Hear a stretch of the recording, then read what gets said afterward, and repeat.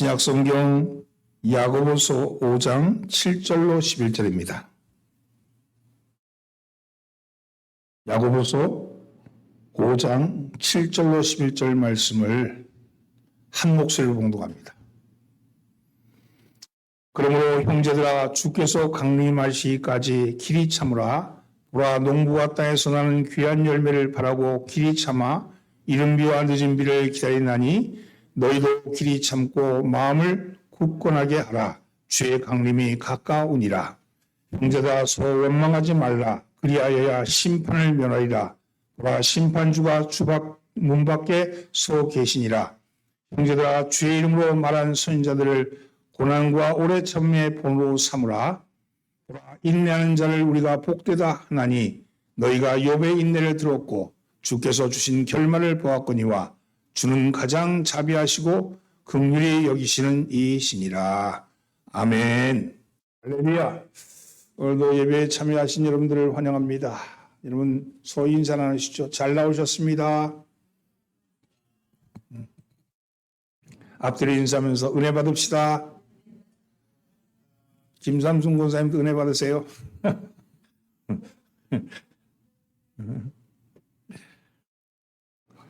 오늘은 행복한 나그네의 길이라는 말씀을 가지고 은혜를 나눠보고자 합니다. 목사, 무디 교회, 무디는 목사가 아니고 무디 교회 목사님이며 조명한 라디오 설교가 했던 폴레이드가 때때로 드는 예화가 있습니다. 그 예화의 시작은 이렇습니다. 어느 날 길을 가다가 한 소년이 담장에 얼굴을 대고 서 있는 모습이 보였습니다. 담장 사이로 얼굴을 바꾸는 소년은 때때로 펄쩍펄쩍 뛰면서 소리를 질렀습니다. 그 사람은 도대체 무슨 일이기에 저 아이가 미친 아이, 저렇게 펄쩍펄쩍 뛰지? 미친 아이가 아닌가 하는 생각이 들었어요. 그런데 알고 보니까 그 담장 너머에 벌어지는 야구 경기를 담장 사이에 난 구멍을 통해서 들여다보고는 자기가 응원한 팀이 안타를 칠 때마다 펄쩍펄쩍 뛰면서 좋아하는 것이었어요. 지나가는 행인의 눈에는 보이지 않지만 그 아이는 담 너머의 다른 상황을 보고 있는 거죠. 담장 너머의 경기에 열중한 아이는 행인이 어떻게 생각하든지 그거는 개의치 않았던 겁니다. 자기가 보고 있는 곳에 열중하는 아이는 다른 사람이 그 모습을 보고 뭐라고 생각하든지 그는 관심이 없습니다. 오직 그 담장 너머에 자기가 좋아하는 야구팀, 그 팀이 이기는 것에만 관심이 갖고 있는 거죠. 여러분, 신앙생활도 이와 같은 이치입니다. 하나님과 동행하는 삶의 모습, 다른 사람들이 뭐라고 얘기하든 내가 집중하고 있는 내 신앙하고 있는 것에 관심이 깊은 거죠. 하나님을 모르는 사람의 눈으로 볼 때는 우리가 도무지 이해가 되지 않을 수도 있습니다.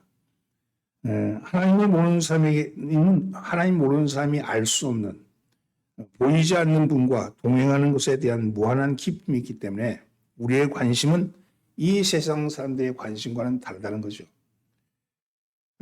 성경에서 우리를 향해서 말하기를 우리를 이 세상에서는 나그네다 이렇게 말합니다. 이 땅에서는 외국인이라고 그렇게 얘기하는 거죠. 우리가 예수를 만나는 순간 우리는 비로소 여기가 우리의 고향이 아니고 우리의 본향이 따로 있는 것을 알게 됩니다. 그리고 이 세상이 마지막이 아닌 것을 깨닫게 됩니다. 죽음이 우리의 삶의 막장이 아님을 알게 되는 거죠. 그때부터 우리는 우리의 본향을, 우리가 가야 할 곳을 바라보며 사는 것입니다. 그때부터 우리는 새로운 시작의 길을 향해 가고 있는 것이죠. 믿음은 바라는 것의 실상이요 보이지 않는 것의 증거다 이런 말씀을 하잖아요. 이제 바로 그 실상, 바로 그 증거를 우리의 믿음의 눈으로 바라보고 그리고 만져보고 품으면서 살아가는 것, 그것이 우리의 신앙생활입니다. 여기가 전부가 아님을 알았다면 전부를 찾아서 나서야 하는 것이죠. 히브리서 11장 16절을 보면 믿음은 더 나은 본향을 사모하며 하나님께서 예비한 성으로 들어가는 것이다 이렇게 말씀했습니다. 그래서 믿음의 삶이란 본향을 찾아서 돌아가는 나그네라는 것이죠. 오늘 본문은 바로 본향을 찾아가는 나그네가 어떻게 하면 그 나그네의 길을 행복하게 갈 수 있을까? 행복한 나그네의 길을 갈 수 있을까 하는 것에 대한 말씀을 가지고 함께 은혜를 나눠보고자 합니다. 그래서 오늘 설교 제목이 행복한 나그네의 길입니다. 행복한 나그네의 길을 가기 위해서는 어떻게 하는가? 첫째는요, 참아야 합니다. 오래 참아야 합니다. 인내해야 합니다. 그래서 인내해야 합니다. 본문 말씀에 보면 인내와 관련된 단어가 5번이 나옵니다. 길이 참으라, 길이 참고 오래 참음의 본, 인내하는 자, 잘 우리가 복되다 한다. 욥의 인내. 뭐 이렇게 5번이나 오래 참고 인내라는 단어를 쓴 걸 보면 인내가 매우 중요하다 하는 것을 알 수 있겠죠. 7절과 8절 말씀 함께 봉독합니다. 그러므로 형제들아 주께서 강림하시기까지 길이 참으라. 보라 농부와 땅에서 나는 귀한 열매를 바라고 길이 참아 이른 비와 늦은 비를 기다리나니 너희도 길이 참고 마음을 굳건하게 하라. 주의 강림이 가까우시니라. 형제들아 주의 강림이 하기까지 길이 참으라. 그리고 귀한 열매를 바라고 길이 참아 이른 비와 늦은 비를 기다리나니 너희도 길이 참고 이렇게 참으라 참고 이런 말씀을 많이 하고 있는 거죠. 현대인들은 길이 참고 인내하라 이 말에 대해서 생소합니다. 사실은 너무 조급하죠. 우리는 나이가 먹을수록 인내를 배워야 하는데 갈수록 더 참을성이 없는 것 같습니다. 교통신호가 바뀌고 1초 이내에 차를 출발하지 않으면 뒤에 있는 운전수가 짜증을 내고 클락션을 울려댑니다. 인터넷이 조금만 느려도 짜증을 냅니다. 여행 가도 마찬가지죠. 천천히 구경하는 법이 없어요. 여행을 갔으면 경치를 구경해야 되는데 그 경치는 구경하지 않고 거기 가서 점만 찍고 또 다른 곳에 또 옮겨가는 것이 우리들의 모습입니다. 여행할 때 멀리서도 한국인을 알아보는 3가지 식별법이 있대요. 첫째는요, 가이드가 설명할 때 중간에 말 끊고 질문하는 사람, 그건 한국인이래요. 두 번째는요, 식당에서 음식을 시켜놓고 빨리 안 나온다고 재촉하는 사람, 이 사람도 한국 사람이랍니다. 그리고 나온 음식은 20분 내에 빨리 먹어치우는 사람, 그 사람도 한국 사람이래요. 세 번째는 비행기가 목적지에 도착하자마자 안전벨트 풀고 얼른 짐 끌어내리는 사람들, 이런 한국 사람이랍니다. 참을성이 없는 거죠. 우리는 빨리빨리. 어쩌면 그것이 우리나라를 이렇게 부흥케 하는 원동력이 된지도 모르지만 인생은 좀 천천히 여유롭게 즐기며 살아야 하는데 돌아보니까 계절이 어떻게 지나온지도 모르게 그냥 지나온 것 같은. 여러분 단풍 보셨어요? 벚꽃 구경하셨어요? 여러분 그런 것 잘 모르고 그냥 지나온. 나 오늘 올해 단풍 못 본 것 같아. 이렇게 참을성이 없는 것은 교회 생활 속에도 나타납니다. 설교가 좀 길어지면 벌써 엉덩이가 들썩들썩하죠. 여러분 열심히 기도를 시작했다가도 빨리 응답해 주지 않는다고 금방 기도에 회의를 품고 포기하는 경우도 있습니다. 성도는 농부처럼 믿고 길이 참을 줄 알아야 합니다. 7절 본문에 보면 형제들아 주의 강림하시기까지 길이 참으라. 보라 땅에서 난 귀한 열매를 바라고 길이 참아 이른 비와 늦은 비를 기다리나니. 여러분 기다릴 줄 알아야지 열매를 얻습니다. 일전에 어떤 아버지는 초등학생이 공부를 못한다고 마구 때려서 죽게 하는 그런 사건이 있었습니다. 얼마나 조급한 모습입니까? 자식 농사도 참고 기다릴 줄 알아야지 열매를 맺습니다. 자식을 키우다 보면 나중된 자가 먼저 되는 대기만성의 경우가 얼마나 많습니까? 여러분 후반기 이후에 잘 되는 경우도 많거든요. 초반 고생한다 해서 그것 때문에 우리는 안 됐다 그렇게 포기하지 말고 기다리면 대기만성할 수도 있는 겁니다. 부부관계도 서로 참아줘야 되죠. 참다 보면 나이 늙음하게 되면 거의 성격이 비슷해져 가요. 처음에는 남편은 승질 급하고 아내는 느긋한 성격이 있다가 나중에 가면 둘 다 느긋해질 수도 있습니다. 여러분 좀 서로 닮아가는 거죠.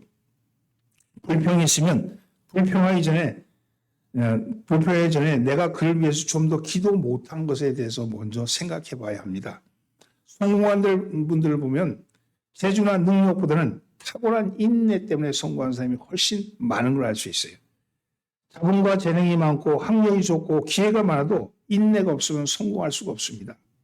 결국 성공의 가장 큰 장애물은 재능이나 연줄이 없는 것이 아니라 쉽게 포기하는 것에 있다는 것이죠. 사람은 신이 아니기 때문에 인간관계도 항상 좋을 수는 없습니다.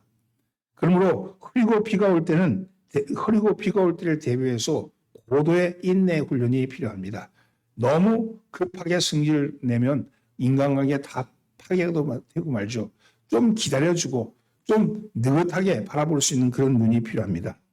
왜 하나님은 세상의 불의를 보고 당장 심판하지 않습니까? 한 사람이라도 더 구원받게 하기 위해서라고 말씀합니다.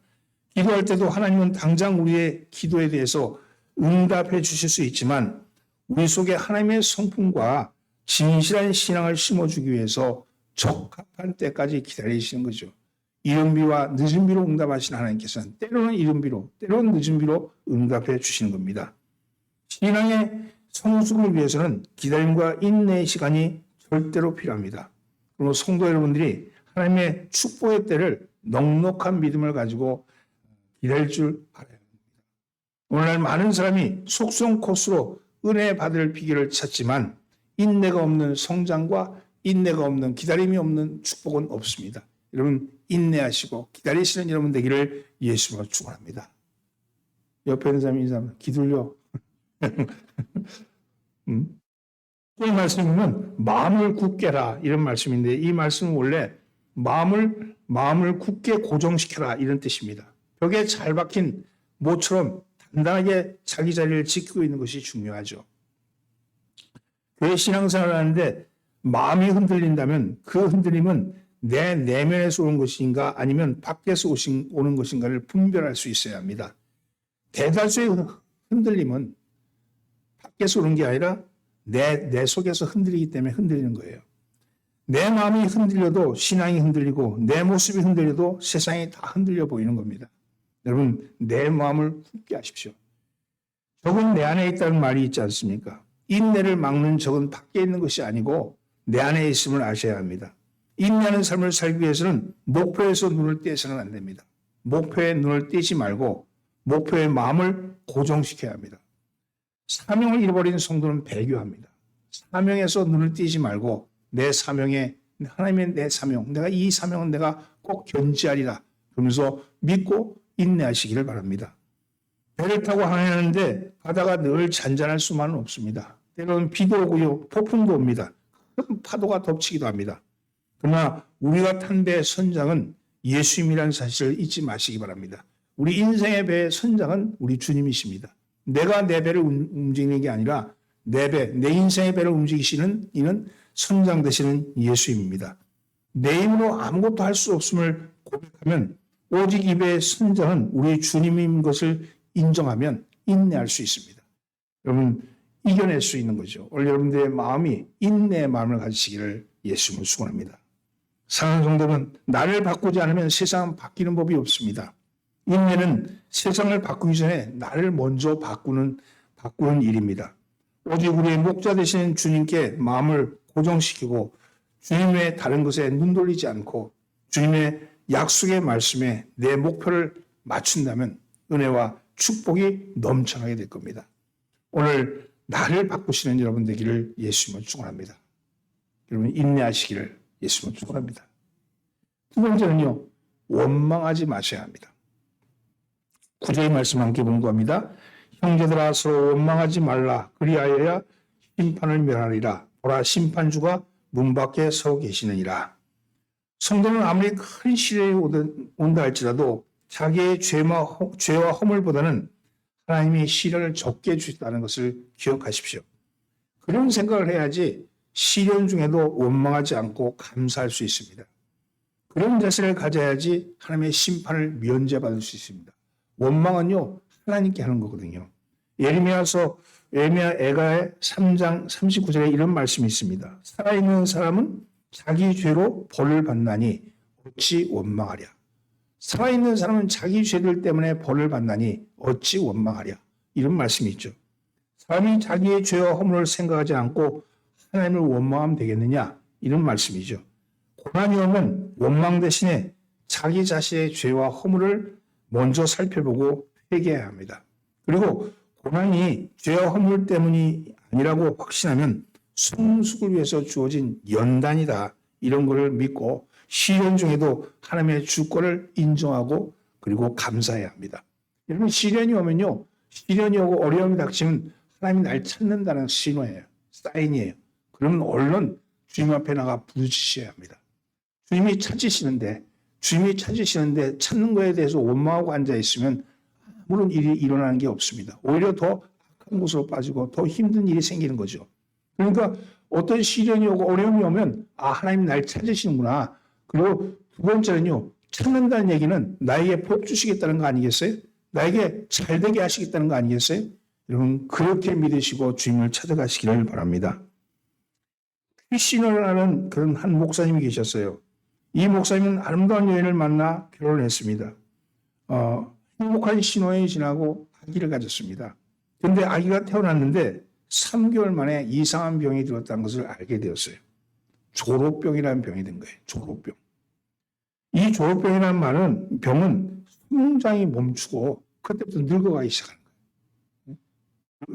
일찍 조자에 늙을 노자거든요. 그러니까 성장을 멈추고 계속 늙어가는 거예요. 이 기가 막힌 일이죠. 이 병을 고치지 않으면 기껏 살아야 10년밖에 살 수 없다고 합니다. 3개월이 된 아이가 성장을 멈추고 늙어가기 시작해서 그 상태가 10년 살다가 죽을 때는 100살 먹고 죽는 것 같이 늙어버린다고 생각해 보십시오. 목사님은 밥숟갈 한 번 들어보지 못하고 그렇게 늙어 죽어가는 아이를 보면서 10년을 돌봤습니다. 10년을. 그리고 마침내 장례를 치르고 돌아와서는 교회 엎드려 통곡을 하면서 기도하는 중에 깨달음을 얻은 거예요. 하나님의 영감을 얻은 거죠. 그럼 왜 착한 사람에게 이런 고난이 생기는가 하는 물음에 대해서 이런 대답을 합니다. 첫째, 고난은 보편정이라는 거예요. 보편정. 고난당하는 사람을 살펴봤더니 악한 사람, 안 믿는 사람에게만 고난이 있는 것이 아니라는 사실을 알았습니다. 믿는 사람, 충성된 사람에게도 고통이 있다는 것을 알았다는 거죠. 하나님께서 믿는 사람이나 안 믿는 사람이나 고루 햇빛과 비를 주시듯이 고난도 그렇다는 겁니다. 근데 다만 차이가 있다면 안 믿는 사람에게 고난은 고통이지만 믿는 사람에게 고난은 의미라는 걸 알았다. 의미. 그 의미가 있다는 것을 알았다는 거예요. 두 번째는요. 하나님은 복을 주시는데 100% 주는 법이 없으시다는 거예요. 100% 주는 법이 없으시다는 사실을 알았습니다. 행복하다고 말하는 집에 가봤더니 그곳에도 고난거리, 고민거리가 있더라는 거예요. 100% 행복한 사람은 없다. 여전히 100% 행복은 없다는 거예요. 세 번째는요. 반드시 고난에는 하나님의 뜻이 있다는 것을 깨달았다는 거예요. 그 뜻을 빨리 찾으면 고난도 빨리 극복하고 답을 찾지 못하면 답을 찾을 때까지 고난이 고통이 된다는 거예요. 바울은 고난에 대한 해답이 자족이라고 그랬어요. 고난에 대한 해답이 자족이라, 스스로가 만족이라고 그랬어요. 4장 10일 보면 나는 비천에 처할 줄도 알고 풍부에 처할 줄도 알아 모든 일, 곧 배부름과 배고픔과 풍부와 궁핍에도 처할 줄 아는 일체의 비결을 배웠노라. 그렇게 고백하고 있습니다. 나는 비천에 처할 줄도 알고 풍부에 처할 줄도 안다.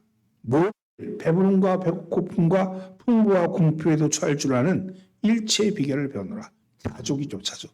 어떠한 상태든지 간에 그곳에서 족한 줄 알았다는 거예요. 네 번째는요. 자신이 고난을 당해보지 않고는 다른 사람의 고난을 이해할 수 없다는 것을 알았다는 거예요. 여러분 고난을 닥쳐올 때 그 고난을 고난으로만 끝내지 마십시오. 거기에 하나님의 뜻이 있는 것을 발견하고 거기에서 많은 것을 깨달으시면 고난이 여러분에게 복이 된다는 사실입니다. 여러분의 인생을 더 풍부하게 살게 하시고 또 여러분 여유 있게 하고 다른 사람들 포용할 수 있는 그런 넉넉함이 생긴다는 거예요. 고난 속에 집중되고 고난 속에 빠져 있는 사람은 결코 그럴 수가 없는 거죠. 고난에서 벗어날 수 있는 그 힘은 하나님이 주시는 의미를 깨닫고 그 고난이 나에게 어떤 의미가 있는가를 알아차릴 때 여러분 고난의 늪에서 빠져나와서 고난을 볼 수 있게 된다는 겁니다.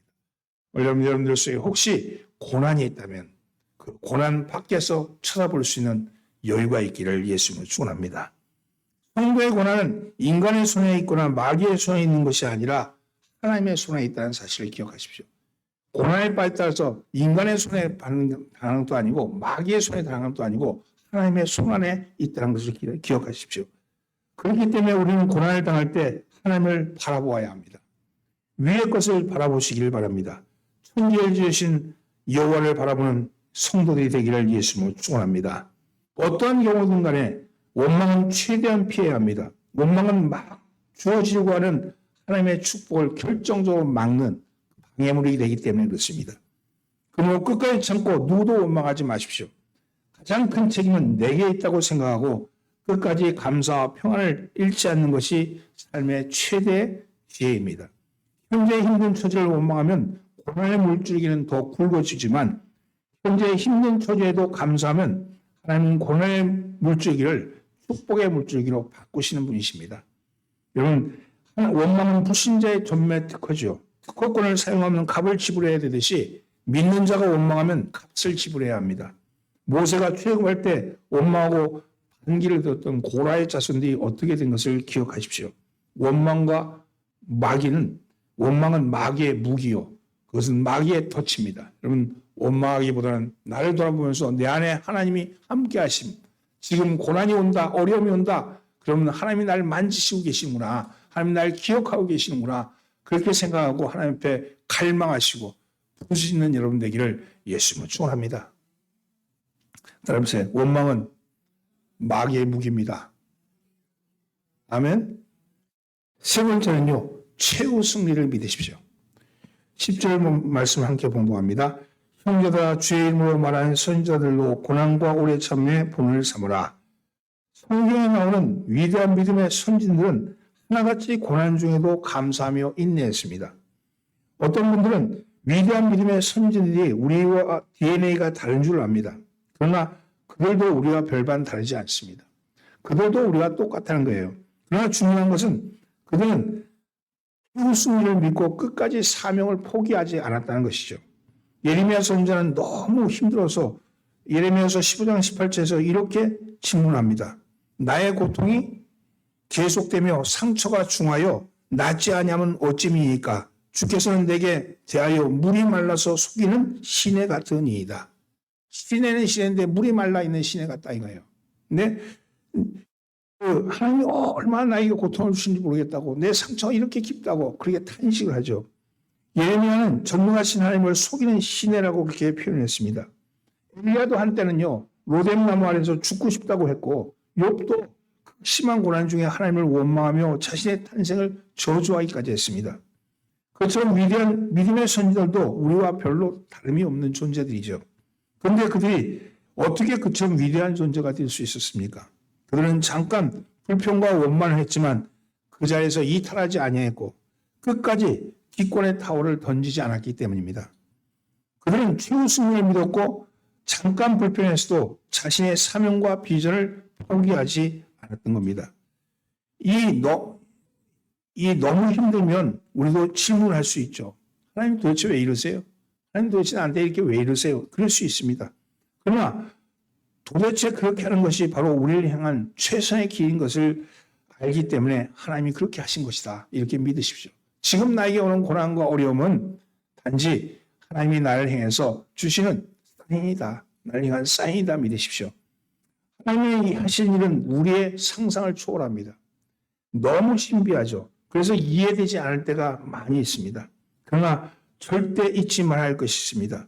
오늘 본문 11절 말씀처럼 하나님은 가장 자비하시고 긍휼하신 분이라는 사실입니다. 자비로우신 하나님은 우리를 위해서 무엇이 최선인지를 알고 계십니다. 그리고 그것을 해주신 거죠. 그런데 우리는 그 하나님의 최선을 모르고 있죠. 그러나 한 가지 아는 것은 하나님의 선하심을 압니다. 하나님의 최선이 어떻게 하실지 모르지만 하나님은 선하신 분이다. 나에게 좋으신 하나님이다. 나에게 잘 되기를 원하시는 하나님이라는 사실을 안다는 겁니다. 그러므로 힘든 환경에서도 하나님의 선하심과 하나님이 협력해서 선을 이루심을 믿고 결코 사명을 포기하지 말고 씨 뿌리는 일을 포기하지 마십시오. 하나님이 진정으로 축복하는 사람은 즐겁게 열매를 따는 사람이 아니라 고난 중에도 축복의 씨를 뿌리는 사람입니다.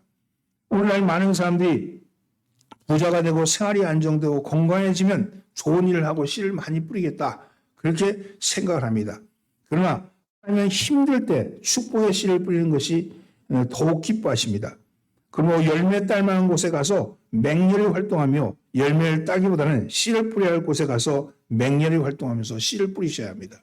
여러분, 하나님이 크게 복 주시는 사람은 즐겁게 열매를 따는 사람이 아니라 인내로 씨를 뿌리는 사람인 것을 기억하십시오. 11절 말씀을 함께 봉독합니다. 보라, 인내하는 자를 우리가 복되다 하나니 너희가 욥의 인내를 들었고 주께서 주신 결말을 보았거니와 주는 가장 자비하시고 긍휼히 여기시는 자니라. 욥은 끝까지 하면서 2배의 복을 받았죠. 2배의 축복을 받았죠. 나중에 보니까 그의 모든 어려움은 하나님의 축복과 성숙을 위한 훈련 과정이었던 것을 깨닫게 됩니다. 그러므로 연단 중에도 사명을 포기하지 마십시오. 그러면 반드시 최후의 승리자가 될 것입니다.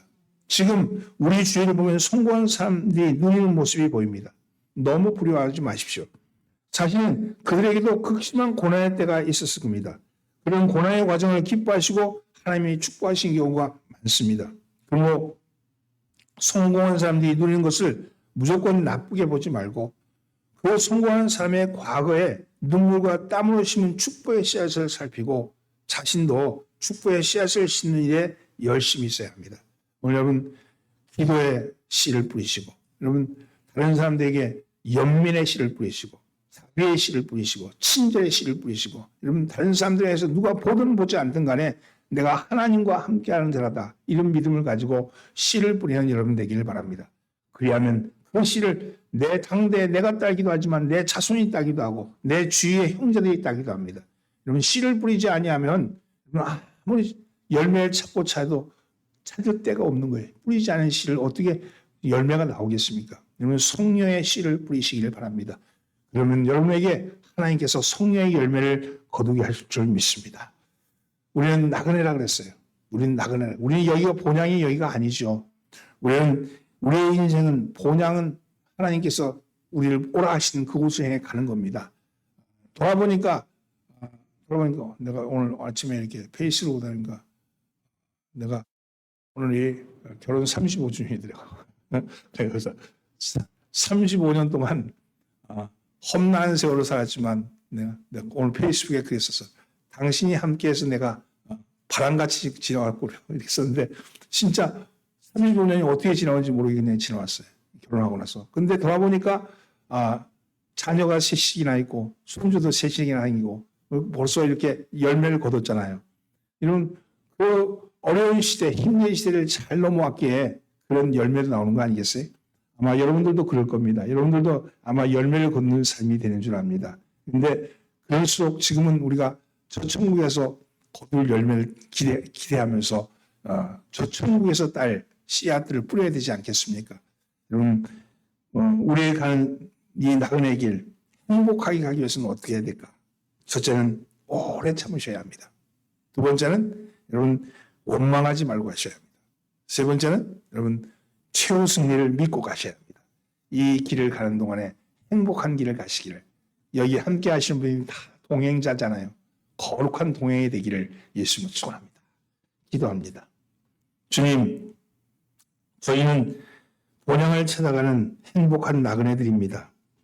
이 길을 가는 동안에 때로 어려움도 있고 힘든 일도 있고 마음에 들지 않은 일도 생기는 줄 압니다.